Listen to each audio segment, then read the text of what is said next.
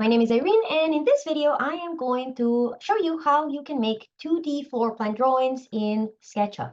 Now, you may be asking yourself, why would you do that? Like, you have AutoCAD, just do them in AutoCAD. Why would you not do them in AutoCAD? To which my answer is, fair point. If you have AutoCAD, just do them in AutoCAD. It's better, it's easier, and you're probably used to using it. This video is more for people that, for example, don't have AutoCAD, or they're not that familiar with AutoCAD, or if you know that the drawing that you're making is very, very simple, and the important thing is that that is going to be becoming a 3D model eventually. So by making it all within SketchUp, you're skipping the step of having to make it first in AutoCAD and then bring it to SketchUp and then having to build it in SketchUp all over again. So very narrow set of people that are going to benefit from this video, but hopefully somebody will see some benefit to it. So let's get to it.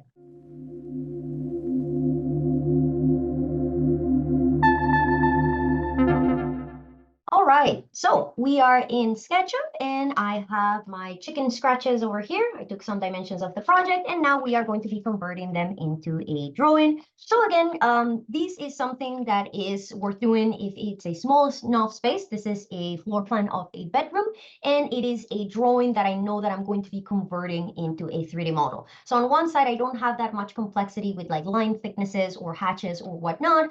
And there's also like, I'm going to be making this into a 3D. So if I just work in the same platform, it's a little bit easier that way.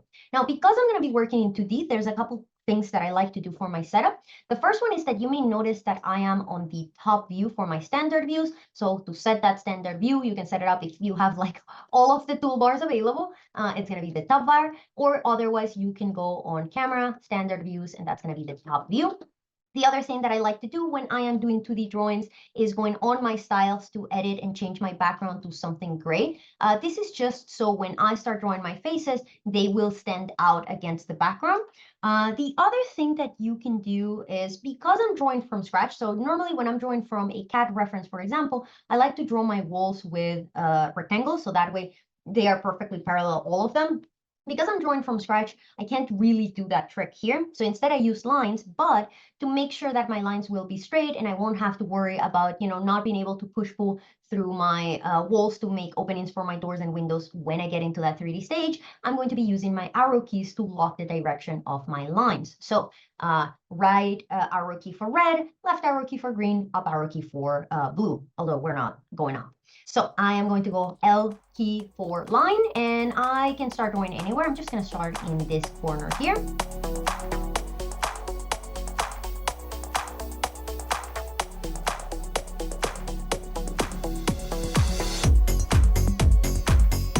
Now, here's the tricky bit, and this is the problem when you take like physical dimensions, and that is that they're not always going to be precise for a multitude of reasons. Number one, you may be rounding up values. Number two, the walls may not be straight. Walls are not really straight in real life. And number three, you might make a mistake. So what I like to do here is usually when we get here, I should be able to align this guy with this guy. And the value that I get here at the bottom, it's telling me 10 feet 2 inches, should be somewhat close to what we have in the drawing. And it is, so we're good. Yeah, I'm not super concerned with this. So that is fine. So I'm just going to come here and I'm going to check these dimensions here. Let's see if that's close. Yeah, close enough, and we're gonna click, and this is why I make the gray background, because as you can see, once your boundary is filled, it's gonna flood with a face, and that's how you know that you've created your boundary correctly. Now, because I am working with a just one room, I'm not really concerned about what is happening beyond the room. And because of this, I don't really care about my wall thickness.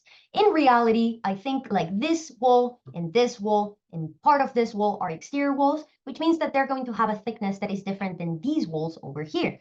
But I don't care, because we're not going to go into those other rooms. We're not going to be making holes into the walls. So all I need is a wall thickness so I can identify kind of like the boundaries of my space. So whenever I don't need to know to specify the thickness of a wall, I like to just round it to 6 inches. So I'm going to use the offset tool, which you can find over here, quick key F, and I am going to go 6, enter, and that's going to give me my 6 inches. Now, depending on what you want to do, you may choose to keep this face. I do not want to keep it, and you're going to see why a little bit later. So I'm going to delete this guy. And what I'm going to do now is I'm going to start marking the cutting for where my doors and windows are. For these project here, the doors are just like, I just need to know around where they are. We're not doing specifications for like the door elements. We're not changing architectural elements. So me marking them in the model is more just so I have that awareness of like, well, I cannot put something right there because there's a door. So instead, I'm going to start by focusing on the windows, but I'm going to mark where things should be, basically. So first of all, we have a window that is going to be, let's see, 40 windows, and then, okay, so we have 264-inch width for my windows. So what I like to do when I'm doing windows is use guidelines. So I'm going to make one guideline here, and then I'm going to count 64, right? So this is going to give me kind of like the width of my window. And then to space them, one trick that you can use is the divide tool. So to use the divide tool, you can just select any line, right click on it, and click on divide. And what this is going to allow you to do is basically break the geometry into segments. So I can break my window into 2 segments. So each window is going to go in one of them, or I can break it into 3, and then I can just like kind of like find the center of my window versus the center of the lines. I'm going to do like just dividing it by those 2, and it should be fine. Or you know what, let's do, it's about the same. So let's do this, okay? So when you click on that, what you're going to see now is that your line has been broken into 2 pieces, and that's exactly what we want. So what I can do now, because I need to align and duplicate this guideline, so I'm just going to do one more line here, and then what I can do is move, lock with my arrow key, and say, well, one window should be here, and the other window should be there. Perfect. So that is going to be my window placement. I don't need these guys anymore for the time being. And what I'm going to do here is I'm going to break this guy here, and I'm going to break that guy there. Now, if I am modeling directly into 3D, I never do this. I first do all of my walls, I extrude them, and then I kind of like punch a hole on the wall. We're not going to be doing that here at this point because, again, we're going to keep it simple for the time being. So that is where my first 2 windows are going to be. My other window is a similar distance, but it's 70 inches wide. So if we measure how much this value is, I can actually just put my measuring tape over it, and it's going to tell me what is the length of that line. So let's say that we're going to give it, if that's 7 inches, let's say we're going to give it like 5 inches on this side, 8 inches, Jesus Christ. And then I'm going to go and expand this, what is it, 70 inches. So again, this is not so much about like precise dimensions because I'm not doing anything to those windows. This is just general awareness, and this is just a very basic drawing, okay? So this is where my windows will be. Great. We're going to come back to them later. Now we're going to do our door. Now, doors, depending on where you live, what the building code is, what kind of building it is, there are certain requirements. Usually for interior doors, for residential spaces, you can have 30 inches width, you can have 32 inches width, you can go all the way to 36, depending on, you know, how big the space is. I have some reference pictures here for the space, but I don't really, I don't need these doors. Again, I'm not going to be putting anything on them. So I'm not so concerned with like, again, the precise position of the doors is more about the awareness that the doors are there. So I can make sure to like not obstruct that area. So, okay, so let's say that we're going to make our doors 32, which is pretty standard. So we're going to say, yeah, 6 inches here, and then we're going to count 32. So that's going to be the location of my first door. And again, I mark it by making a cut in the wall boundary. Then we have another door on this side over here. So again, I like to use my guidelines to mark where they will be. This one, let's say we're going to give it the same 6 inches. And whoops, and we're going to go here 32. And again, we're going to cut it. Here I can actually use a rectangle, 2 for the price of 1. There you go. And then my final door is close to this one. So we're going to go again with my guideline, and we're going to do another 6 inches, and we're going to do another, we're going to do another 32 inches. And again, I'm going to use the rectangle tool to draw both lines at the same time. Get rid of that. And this is basically what we have, just some marking. So now what I am going to do is that I am going to start bringing 2D elements to help mark out these elements. The same way that you would use blocks in AutoCAD, you can use elements from the 3D warehouse to fill in your 2D drawing. And they don't need to be 3D. SketchUp has a very big repertoire of 2D elements. So if I go to my 3D warehouse and I just search, for example, for 2D door, I was actually searching for it early. You can see that I can get like this entire library of like 2D symbols, doors, and windows. So all I need to do is download this, say yes.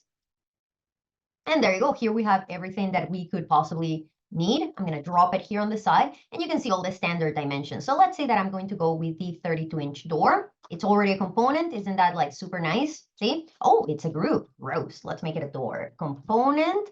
Yeah, 32 door. Perfect. And now I'm going to go Control C, Escape, and I'm going to bring it here to my drawing. Again, depending on the nature of the project, you might want to be more or less precise. For the nature of this project in particular, I gain absolutely nothing to building this like with full level of detail. Like it's not going to benefit my clients. It's not going to benefit me. It's not going to benefit anyone. So there you go. 3 doors. Fantastic. My job here is done. Now for my windows, I am going to choose, let's use this one. This one's kind of pretty. So I'm going to come here, Control C. Whoops. There you go. We're going to go here, Control V. There's my window. And what you can see is that my window is a little bit shorter than what it should be. So in this case, windows, I do leave them as groups because basically most windows are going to be different sizes. So I'm going to go into the window by double clicking, and I'm just going to stretch it to fit the distance. I think that those windows were like double panels. So you know what? Let's actually have just a little bit of detail. So what I'm going to do is that instead of stretching it that way, I'm going to stretch it to the midpoint. And then what I can do is have a double panel. There you go, something like that. A little bit more detail. Beautiful. So select here again, M for move, Control to copy, and we're going to rotate this guy. Nice. Once again, because it's a group, I don't have to worry about messing up the previous ones by changing this version here. And if you remember, these 2 windows were the same, so I can literally just select this and copy it as is. Oops, I put it in the wrong place. As is. There you go. See? Okay, so that's it. There's your floor plan. Easy. So now let's add a little bit of flavor, because the problem is that I do not want to keep this white background. But what's going to happen is that as soon as I switch to my white background, it's going to become really hard for me to read my drawing. So this is what I like to do when I'm working with this kind of geometry. So what I will do is I'm going to select everything except for my groups. So that's going to be my doors and my windows. So we're going to select all of these elements and we're going to remove them from the selection. I think I need to add these lines here. This line here, that line there, that line there. And basically what I'm going to do is I'm going to convert that into a group. So easy way, right click and make group. And then what I like to do is go to my materials and just apply a solid color of either a dark gray or black. I personally prefer black. Let's do dark gray. Dark gray is just a little bit more forgiving. And there you go. So now you have a clear distinction between your wall defining boundaries, your doors, your windows. What else can we add? What more detail can we add here? Well, another thing that I like to do is mark whenever I have any ceiling elements that may come into place later, but that at this stage I'm still going to be using for the planning of my layout. So in this case, for example, there's an interesting ceiling element, like we have a flat ceiling in this corridor portion here, and then here it opens into kind of like a 2-way slope. So I want to reflect that into my drawing. And the way that I can do that very easily is by going into my tags. And basically what you can do is you can create tags with certain properties for the lines. So I can create here a new tag that is going to be called 2D RCP. I like to put 2D as a prefix because it's going to make it so when I finish creating my tags, all of my tags are going to jump to the very top of the list. This is a very common problem when you're working with downloading stuff from the 3D warehouse. A lot of times it comes with its own tags and its own information. Also, if you import AutoCAD into Sketchup. So by creating a tag with a very specific prefix, it makes it a lot easier for me to identify. And basically what I want to do here, I don't care so much about the color of the tag because we're not coloring by tags, but you can change the dashes. So I can come here and say that my RCP, my 2D RCP is going to have, for example, this dash line. And what's going to happen is that later we're going to bring this into layout. And you're going to see that when we bring it into layout, I can actually change the color of my tags, of the lines on my tags. So I'm just going to say that I am going to be currently working with this. I can bring this. Okay, so I'm going to make sure that my 2D RCP is my current tag. And then when I go to line, and I go to draw my line, what you should see is that it's a dash line. Yay. And to finish up, I have like the slope has a little straight part. So I'm just going to do my slope something like that. And there you go. There are some ceiling elements which are not going to be of concern to this stage because, again, we're not messing up with their ceiling. We're not changing lighting fixtures. So there's no point in reflecting. I do like to show the different ceiling height because I may align furnishings or other elements with them. So To finish up here, the one thing that is important is the fact that I have some outlets and lighting fixtures that I want to make sure that I represent.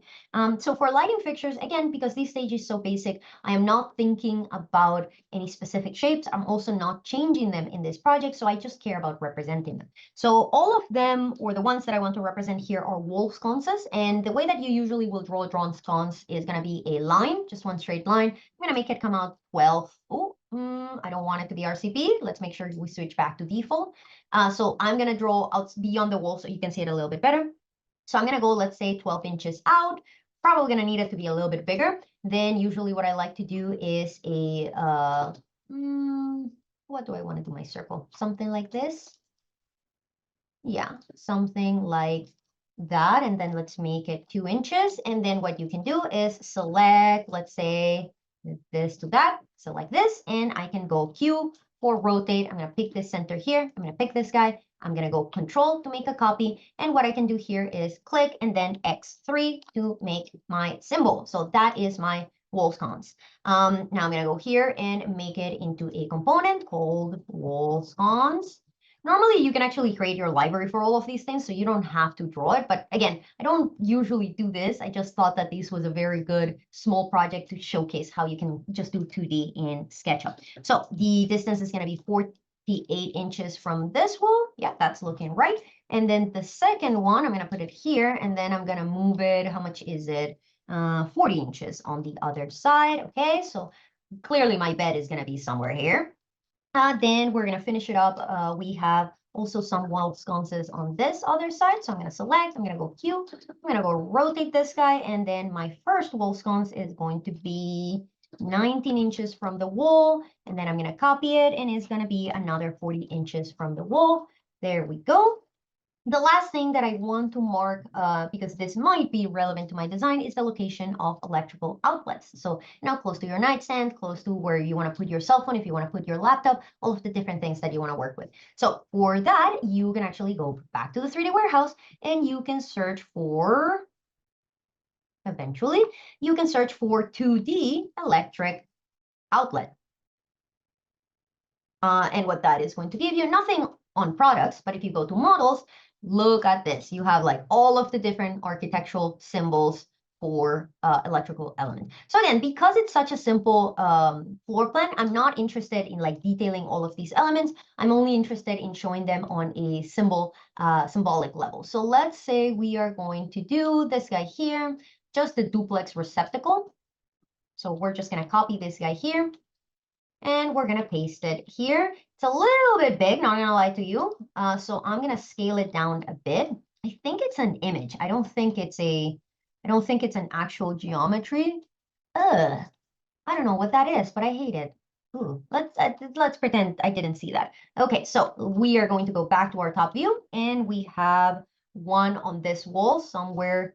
Oh God, like it doesn't pick up on anything. This is cursed. Sure, there. And then, so that's going to be the first one. And then we're going to make the second one. There's actually two of them. So one of them is somewhere along here. So it's close to the first wall sconce. And then the next one, we actually have two of them past this area here. Okay. Again, I'm not super concerned because we're not working with like custom millwork or anything. This is just for general awareness, for the placement, to plug, lighting fixtures, floor lamps, table lamps, that kind of stuff. We have one more receptacle under the window. So I'm going to come here and I am going to rotate, holding control, and that's going to put it against that wall. That guy is somewhere, let's say around there.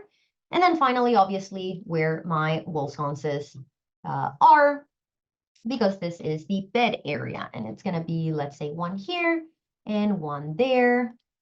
And we have a few more on these walls, and I'm just going to put them so I have all of my walls represented. There's one here, and there is one more right before this door. So I'm actually going to move this door a little bit to the side. So I'm going to move first the door. Let's say we're going to move it, I don't know, 10 inches. And then I'm going to move the edges of my wall to match that. And now I can displace this guy back here. Okay, perfect. See? So those are the basics. Again, because I'm working with a floor plan, I'm not so concerned with like ceiling height and those details. Later, I'm going to make another video where we go into that 3D detailing, where I'm actually going to be modeling the room itself. So I'm going to stop it here, but just to give you an idea, the same way that you can find windows and doors and outlets and whatnot, you can also find furniture. So for example, if I want to have, let's say, a queen bed in this model, I can just go, again, always with the prefix 2D, and then I can say queen bed.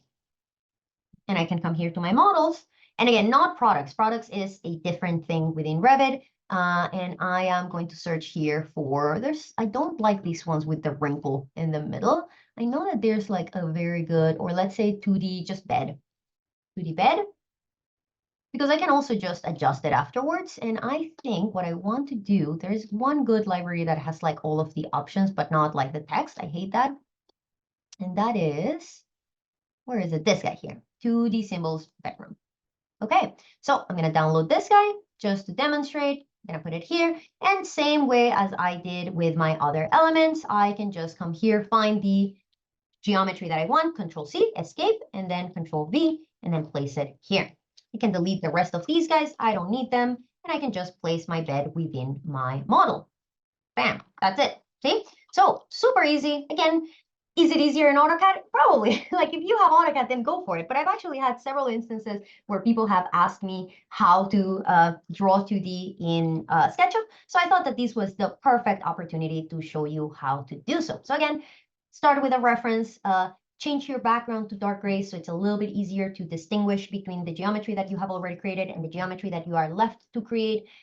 You can paint your wall surfaces black just so they stand out, since there's not a lot of other information creating that contrast that you need, and then use 2D geometry. The last thing that I want to show you here is how we can bring this to the layout space, so we can do like an actual floor plan, which is going to be to scale and it's going to be dimension. So what I am going to do here is I'm going to set up my layout and then we will get started. So I'll be back in a sec.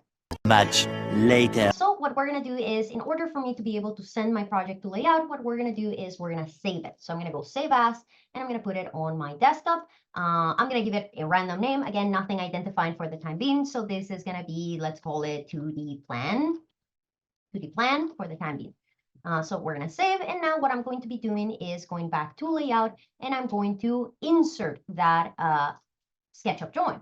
So this is the only way that you can treat SketchUp drawings as actual architectural drawings. And by that, I mean the fact that you can scale them. So you can say the drawing is going to be this scale, and when it prints in regular paper, it will be that scale. Otherwise, with SketchUp, you cannot scale. And if you're just going to like export an image and try to manually scale it, that is insanity. So what I can do when I bring my view of my model into layout is I can right click on that view, go all the way to the bottom, and I can switch my scale. So see, the current scale is like nonsense. So from here, I can work either with metric scaling, or I can work with imperial scaling. So let's say we're going to go here. I'm not sure what's going to be the best number, but let's start with 1/4 of an inch. Nope, too small. I want it to be a little bit bigger. Let's say half. Ooh, that's too big.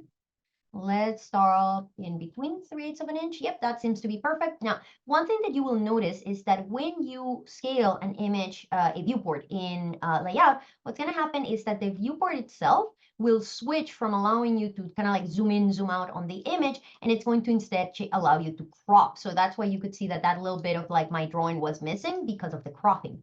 So there you go, there's my floor plan. And the nice thing about this is that you may also have noticed that I don't dimension anything in SketchUp.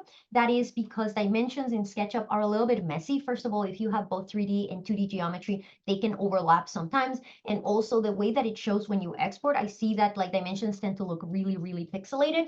Instead, if I create my dimensions here, it's going to be much easier. Like they're not going to be pixelated. I have a lot more editing options. I can select the unit that I want to work with and everything else. So that is how you can make a very simple 2D drawing in SketchUp. So you don't have to go into AutoCAD. And then what's going to happen is in another video, I'm going to take this same space and then we're going to turn it into 3D. And then you're going to see the difference of like how we go from that 2D to that 3D. But otherwise, thank you very much for joining in. Thank you very much for sticking through. And I will see you when I see you. Have a good one. Bye.